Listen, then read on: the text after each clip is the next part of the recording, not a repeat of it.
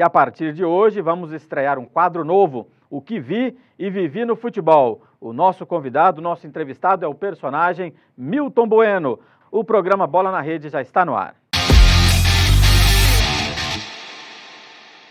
E P. Vidros chama o novo quadro do Bola na Rede nesta sexta-feira. O entrevistado é Milton Bueno, o que vi e vivi no futebol.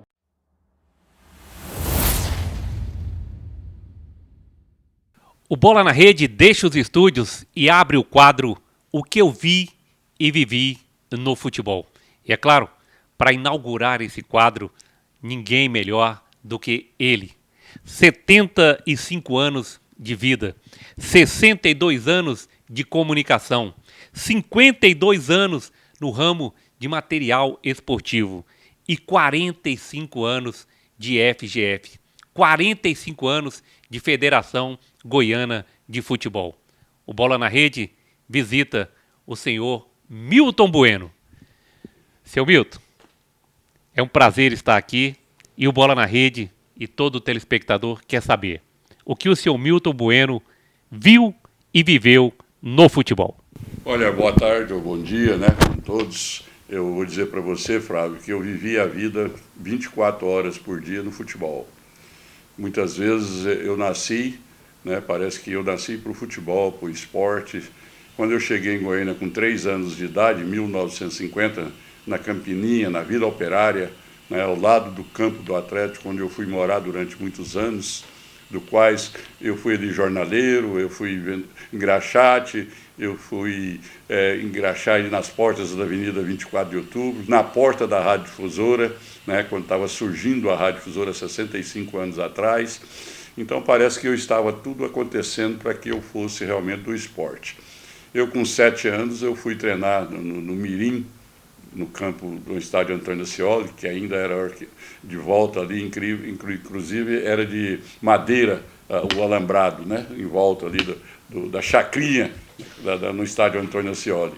Eu com 7 anos eu comecei a jogar ali, e aos 10 anos eu fiz a primeira partida de Mirim, numa preliminar em 57, com 10 anos de idade, de Goiânia e Atlético decidindo o campeonato goiano. Não esqueço isso, 10 anos, eu não esqueço, tem isso na memória. Uma que eu não esqueço porque eu estava de cachumba e fui jogar bola, fugi de casa para ir jogar bola. E eu morava naquela a C500, ao lado do fundo do campo do Atlético, e lá comecei a minha vida do esporte.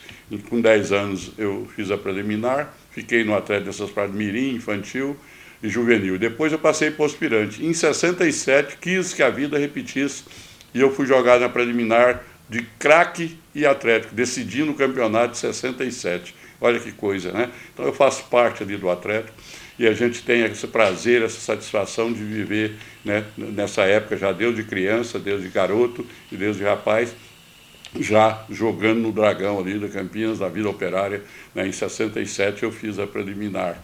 Eu cheguei a jogar, foi 2 vezes na reserva do time profissional, ainda amador na época, é bom que se diga isso, né? Como eu já trabalhava numa loja e o nosso patrão não liberava para treino, eu só fazia as preliminares do aspirante do Atlético que a gente jogava ali no Antônio Ascioli. Mas aí eu quis isso em 1970, né? Eu comecei, entre 67 e 70 nós tínhamos o time do Sobrosa, que era um time amador que jogava aqui no campeonato amador. O Íris Rezende era o prefeito na época, fez um campeonato de 500 times de amador aqui. Foi uma das maiores competições que já vista em todos os tempos. E o Sobrosa, que era aqui, nós fomos campeão em 67. Eu era o presidente, eu era o diretor, eu era o jogador, e nós fomos campeão, e eu tenho aí a faixa, tem a taça, o troféu que foi entregue pelo Luiz Rezende na época, que era o prefeito, e nós fomos campeão. E como eu não tinha mais condições de continuar profissional, né, e aí comecei também na Crônica Esportiva em 66, quando meu pai também tinha um programa sertanejo e eu fazia locução comercial. Por quê?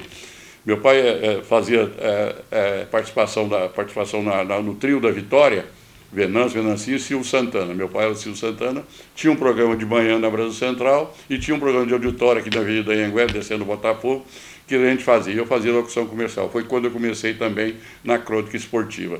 E de lá de 70 para cá, não parei mais como freelance e também como representante comercial, a gente viu tudo isso.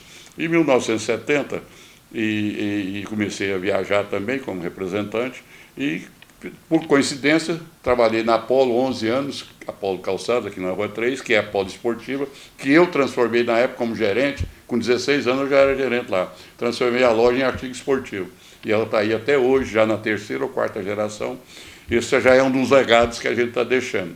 E de lá para cá, comecei a viajar e comecei também a mexer com futebol e com material esportivo. Em 71, olha como que é as coisas, o Atlético já precisava de material esportivo, eu comecei a patrocinar o Dragão em 71, que ele já foi campeão nacional, inclusive, numa decisão aqui, o Campeonato de Integração, Integração, Copa Integração. Vários clubes de São Paulo, vários clubes do Nordeste, clubes goianos, clubes de Minas Gerais, fez esse campeonato, que era uma experiência para o Campeonato Brasileiro de 71. Olha como foi tudo bem feito. E eu, inclusive, o próprio troféu desse campeonato, que eu já comecei com a representada de troféu, como preposto, nós vendemos até o troféu, que está lá no Atlético até hoje, 71. E de lá para cá, né, a gente participou de quase tudo, e comecei a viajar, e viajar daqui para Tocantins, não era Tocantins, era norte de Goiás. Comecei a viajar aí e comecei, né, a ver os times. E lá em Araguaína, por coincidência, que faz parte da Federação Goiana de Futebol, eu fundei a Liga de Esportes de Araguaína, que era através da federação. Isso já foi em 77, quando comecei a entrar na Federação Goiana de Futebol. E de lá para cá, a gente participou, né, da fundação dessa liga, depois do Transtrevo, do próprio Araguaína, que existe até hoje. Sou um dos fundadores do Araguaína. E também fiz lá parte da liga até em 82. Que eu fui presidente. E nesse período também, como eu estava no rádio, peguei lá a organização Jaime Kramer, com a Rádio Araguaia, Araguaína, TV Anhanguera e Jornal Tocantins. Eu fiquei com a equipe lá há 15 anos, mesmo trabalhando em Goiânia e indo, e lá eu revelei até alguns companheiros nossos que estão aí até hoje. Luiz Gama, que veio de lá em 82, a Dalci Ramos, vocês conhecem a Dalci Ramos, que é o Cid Ramos. Eu também trouxe o Cid Ramos, né, que eu entreguei para o Jurandir, para o Joel Fraga e César lá na Rádio Anhanguera. O Cid tinha 16, 17 anos, está aí até hoje, e essas coisas vai passar. Então foi esse período assim mais rápido que nós vivemos, e entrei na federação nesse período. Gilberto Alves era o presidente, depois passando por vários outros presidentes, e estamos lá já quase há 45 anos, sem dúvida nenhuma, uma importância muito grande para nós, né? E nós tivemos aí, até nesse período de 65, entre 65 e 77, a federação tinha o futsal, era futebol de salão, era da Federação Goiana de Futebol. E eu fui como diretor para lá, juntamente com o Jacomim, com o Natan da Olímpica, e foi quando até houve uma eleição lá, que o Sérgio Albernaz deu uns tiros lá na eleição, e era na Revolução de 64, o exército baixou ali perto do Sindicato Goiano com um tanque, com diabo 4, que achou que era alguma coisa de revolução. Mas, de qualquer maneira, e lá nós já tínhamos Carlos Ribeiro do Nascimento, né, que já fazia parte da Federação Goiana de Futebol, o filho dele, as filhas, tudo já fazia parte ali, na Avenida Tocantins, na galeria, onde tem a Associação dos Cronistas Esportivos. E também tornei sócio da Associação dos Cronistas Esportivos na época. E nesse período de representação, aí que vem uma coisa interessante. Em 70 eu saí para ser representante e comecei a fazer representação de material esportivo. E aí teve a Copa de 70, né, quando surgiu aquela Copa, aquela seleção sensacional, que eu já acompanhava mesmo como garoto, 58, 62, 66, e em 70 o Pelé, que apareceu demais. E em 1970, antes da Copa do Mundo, eu me casei, dia 2 de maio, com a Sônia, né? E fomos na lua de mel, várias cidades, e paramos no Rio de Janeiro, no Hotel Globo, ali na Praia do Flamengo. E lá estava hospedado o Santos Futebol Clube, né, para jogar contra o Flamengo. Isso foi antes da Copa do Mundo. E o Santos estava com aquele timaço, né? Só a linha do Santos tem 2.092 gols, Dorval, Pelé, Coutinho, Miguel e Pepe. Né? São 2.092 gols que nunca mais vai existir. Coincidência, eu entrei no elevador com a Sônia para ir para a praia e o Pelé estava dentro do elevador. Aí o Pelé brincou assim, na hora que nós entramos, nós falamos bom dia, era de manhã, bom dia. Ele pegou e falou assim, não é que casalzinho bonitinho, né? Eu era magrinho, né? Só a minha mulher muito bonita, aquele negócio todo. Eu falei, mas que orgulho perder o Pelé. Mas eu já tinha estado com o Pelé, em 66, ele veio aqui inaugurar o estádio, o lançamento do estádio olímpico, naquela primeira fase, ser olímpico. Porque antes era puleiro, né? Que era tudo de madeira, aquele negócio todo. E ele veio fazer o lançamento do Jaó, Clube Regatas Jaó, e eu para mim para o Estádio Olímpico. Foi ele que fez o seu lançamento. O governador era o Mauro Borges, e o Mauro Borges fez o lançamento e fez aqui na porta do estádio mesmo. Aí resolveu ir a pé para o Palácio. O Pelé era fora de série. Não, nós vamos a pé para o Palácio. Quanto tempo? Aqui uns 3 quilômetros. Não, nós vamos a pé. E aí fiquei um mundo de gente a pé e eu de lado dele subindo. Aí eu falei isso para ele, ele falou, poxa, que coisa boa, né? Bom, aí saindo do elevador, quando nós vamos para a praia, ele virou, vem cá, vocês estão convidados para jantar comigo hoje aqui. Eu achei que ele estava brincando, né? Aí, para ser mais rápido, ele pegou, nós voltamos, nós estamos lá no apartamento, chegou o cara da portaria do hotel, o Pelé está esperando vocês jantar lá. Foi assim que nós começamos a conhecer o Pelé. Aí, na sequência representada, eu peguei uma representada internacional que chama Umbro, está aí até hoje. E essa Umbro, o Pelé foi contratado depois da Copa para ser o garoto propaganda da Umbro. E é eterno, né? Igual a Nike tem com o Ronaldo, com o Ronaldinho, com outros jogadores, com o Messi, com o Cristiano. Então tem esses que patrocinam todo. E o Pelé tornou. E nós começamos a fazer feiras de calçado e feira de esportes. E todas as vezes o Pelé participava dessas feiras. Então a gente teve aquela afinidade durante um período muito grande, foi 25 anos, nós ficamos 22 anos, nós ficamos na Umbro. Meu filho até entrou como vendedor também, preposto, já trabalhava também o Milson, já trabalhava na Umbro. E numa feira do Pelé, que nós chegamos a fazer uma feira Pelé. Pelé era tão famoso, nós fizemos 3 ou 4 feiras exclusivas do Pelé. E nessas feiras nós batíamos papo, tiramos aquela fotografia que eu coloquei nas redes sociais. E o Pelé é uma pessoa da maior simplicidade. Eu falar de Pelé é suspeito, porque eu vivi. Aí, para ficar marcado, o Milson não era nem santista, era palmeirense, mas ele falou, pai, aí pegamos uma camisa do Mostruar lá, do estande, o Milson trouxe, ele assinou. Aí, pai ou filho? Não, põe filho. Meu amigo Milson, aquela assinatura dele, Pelé. Então, ali começamos esses anos todos, né? Lembrando aqui o meu pai, que quando o Pelé foi autografar a camisa, ele falou assim, por que não a 10 e ser a 7? Então foi uma brincadeirinha dele, porque a camisa era número 7, né? Então isso é uma coisa que fica guardada na memória da gente. Ele ainda falou esse detalhe ainda, é 7, mas não é 10? Já falava que os 10 daquela época. E por isso a gente ficou marcado. E mais uma coisa do Pelé que eu não esqueço, e nós conseguimos trazer o Pelé aqui, os Jogos Brasileiros Estudantis foi aqui, até na inauguração daquela parte ali de fora do Olímpico, né? Ali foi, inclusive, a parte dos Jogos Estudantis Brasileiros. O Pelé veio abrir. E eu estava com o Milson, nós fomos lá, vamos lá ver o Pelé, mas tinha tanta gente lá para entrar no stand, é aí que me chamou a atenção mesmo. Aí você vê o que é que a gente tem que falar de Pelé. Aí está eu e o Milson lá de fora, e ele viu nós, lá de dentro do coisa. Ele foi lá na porta, Milton, me diz nome, bicho. Eu fiquei, como é que pode? Né? Então aquilo emociona a gente, até me arrepio. Então foi isso todo, essas vivências, né, como a própria pergunta sua diz, isso é uma parte do Milton em relação a esporte. A gente, o Pelé, né, que você queria até saber, a gente tem essa amizade, essa coisa com o Pelé. E eu até eu estive na África em 2010, na época da Copa do Mundo, foi até depois, porque eu tinha comprado o pacote para ver o Brasil na final. Minha filha morava lá.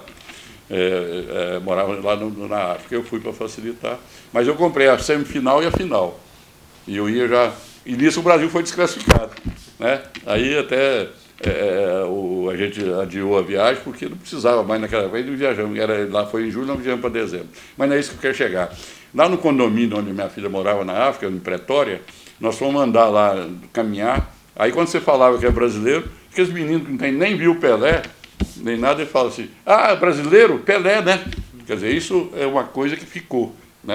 Essa é uma parte da introdução da minha primeira vez, para depois chegar nas outras. É isso, Kézio Ribeiro? O quadro O que eu vi e vivi no futebol. Com seu Milton Bueno, Kézio, temos que fazer, não um quadro, temos que fazer vários quadros para contar o mínimo da história dele. É com você, Kézio. Já já eu volto. Tem mais história com o senhor Milton Bueno.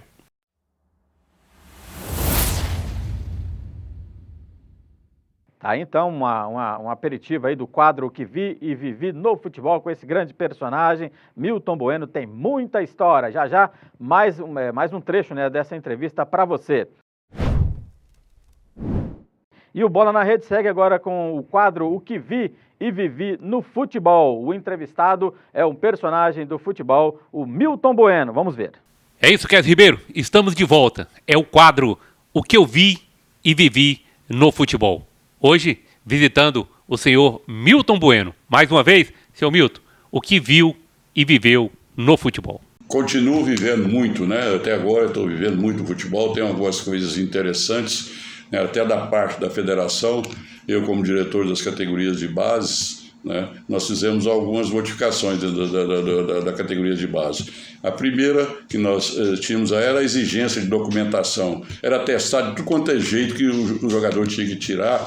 Até de dente era obrigado a tirar, de pulmão, para não ter, se tinha problema, além do coração, ali outras coisas mais. Nós baixamos uma portaria dizendo que a partir daquela data, quem nós eliminávamos um punhado de outras coisas, só o clube levaria a ficha, o cara fazia exame médico do próprio médico do clube, e que lá ele dava o visto na ficha de inscrição e pronto, acabou tudo isso. Foi uma das melhores coisas que nós fizemos. Nesse período também, durante esse período da federação, nós tínhamos campeonatos mirim, infantil, juvenil e aspirantes, né, e juniores e aspirantes. Então, o que nós fizemos? Nós passamos a passar aquelas categorias sub-9, sub-7, sub-9, sub-11, sub-13, sub-15, sub-17 e sub-20. No ano seguinte fazia sub-14, sub-16, sub-18 e sub-20.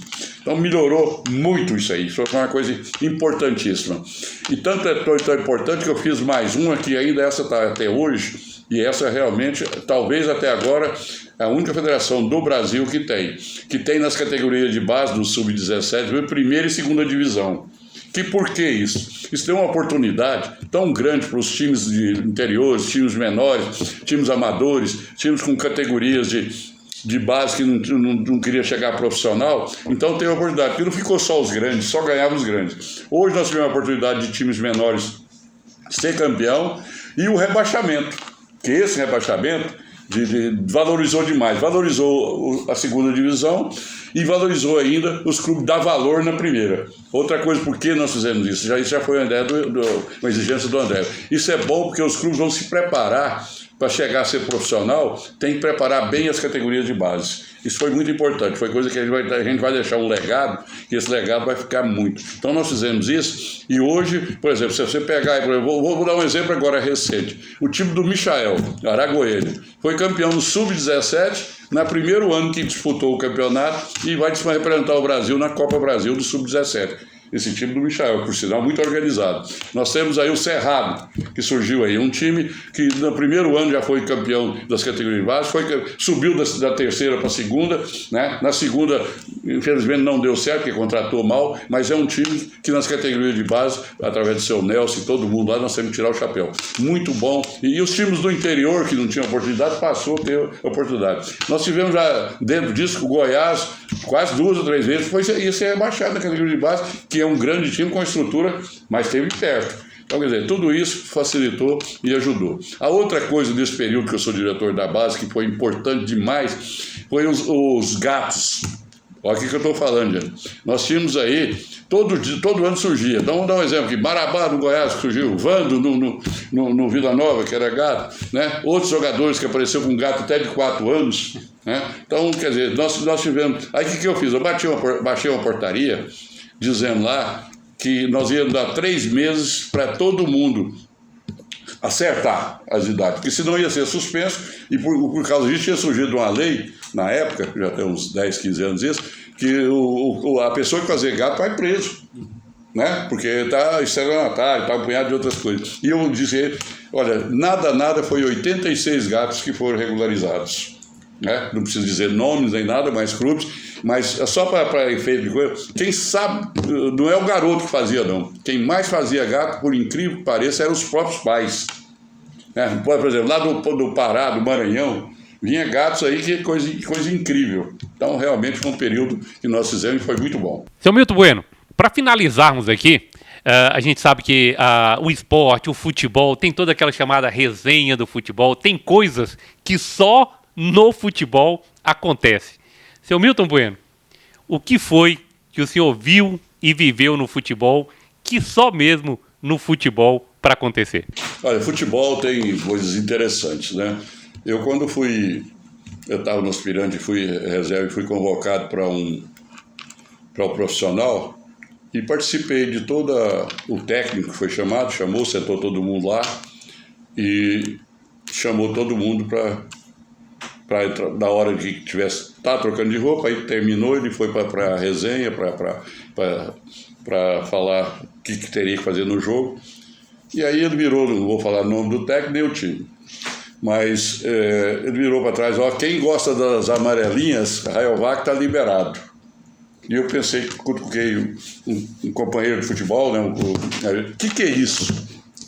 Aí as amarelinhas, bicho, era justamente incentivo. Aí o futebol tem muita coisa que a gente tem que cuidar. E outra, inclusive, do estádio Serra Dourada, uns 10, 15 anos atrás, como eu morava perto do estádio Serra Dourada, tinha uma loja de artigo esportivo lá perto, e num domingo desses, as bolas foram vazias para o estádio, que enchia lá. E num jogo importantíssimo, o Campeonato Brasileiro, né? E tinha que encher essas bolas e não tinha bomba, ninguém levou. E a arbitragem, que sempre que levava as bolas, saiu, lembrou do Milton. Aí foi lá em casa para encher as bolas, meia hora antes do jogo, né? Então não tinha bola. Essa é uma alguns acontecimentos que nós temos, né? E essa do gato, nós tivemos vários times na época. E eu tenho uma história muito boa do gato. Essa parou o Campeonato Brasileiro. E foi graças a mim que foi eu que resolvi. Pouca gente sabe disso também. Em Tocantinópolis tinha um jogador chamado, como é que chama? Sandro Hiroshi. Todo mundo sabe dessa história, Sandro Hiroshi. Sandro Hiroshi, os pais deles eram advogados lá em Araguaína, ele era do Estreito e jogava no Tocantinópolis. Por sinal, um excelente jogador. O Rio Branco tinha uma Kombi que andava da Belém, Brasília, pegando jogadores que eles faziam peneirada e punha nessa Kombi e levava lá para o Rio Branco, em São Paulo. Nem Americana de Rio Branco e Americana. E nessa levou o Sandro Hiroshi. E um dos caras do Rio Branco, não sei porquê, né? E juntamente com ele, foi no cartório de Araguaína, diminuiu 1 ano da idade dele. E o Sandro Hiroshi disputou um campeonato paulista e brasileiro, né? Com a idade diferente. Por que eles fizeram isso? Para jogar na Copa São Paulo. Diminuiu 1 ano, porque ele já não podia mais jogar. Porque na época era 18 anos, né, a Copa São Paulo. Ele tinha já 19 e diminuiu para 18. Como ele foi diferenciado, o São Paulo contratou ele por 2,5 milhões na época do Rio Branco, de Americana de Rio Branco, o Rio Branco de Americana. E o São Paulo foi descoberto por quê? Jogando com o Internacional, todo mundo vai lembrar disso, Internacional, Botafogo e o Gama. Vocês vão lembrar do Gama, por que aconteceu. E eles recorreram isso para poder ganhar os pontos da idade. Mas a idade não ganhava pontos.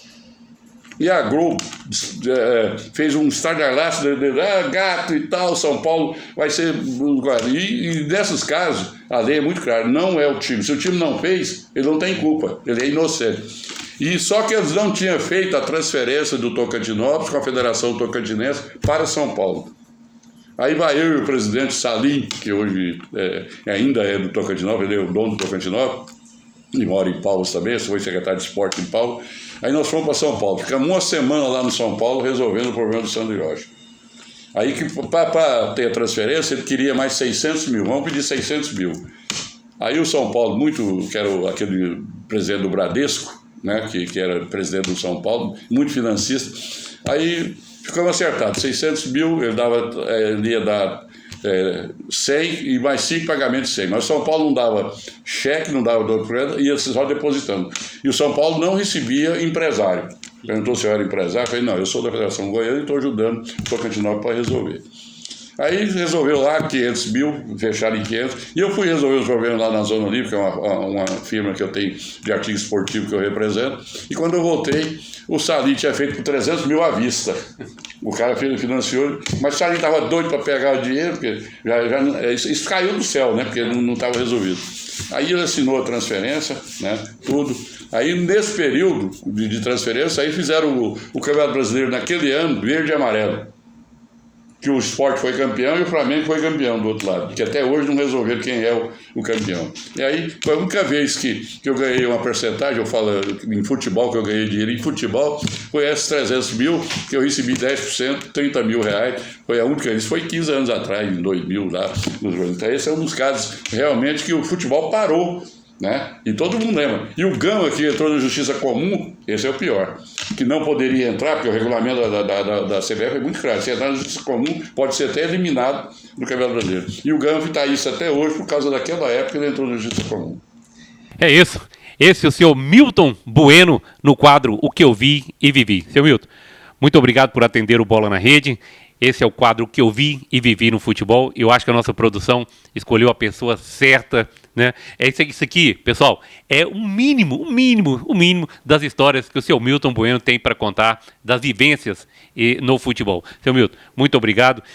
O Bola na Rede quer deixar aqui as portas abertas. Bola na Rede é a casa do Milton Bueno. Eu que agradeço, foi muito bom estar com vocês, né? Tem muitos outros casos, né? Se eu falar dos casos dos times, como o caso do Atlético, naquele período difícil, pouca gente sabe, eu sou conselheiro do Atlético e sócio patrimonial desde 63. Eu sou talvez o sócio mais velho que está no Atlético vivo hoje.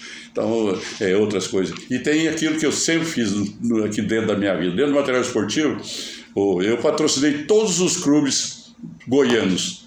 Todos realmente, pelo menos me deram um favorzinho. Muito obrigado. É isso. Esse é o quadro O Que Eu Vi e Vivi no Futebol. Você vai acompanhar esse quadro toda sexta-feira aqui no seu programa Bola na Rede. Kézio Ribeiro, é com você.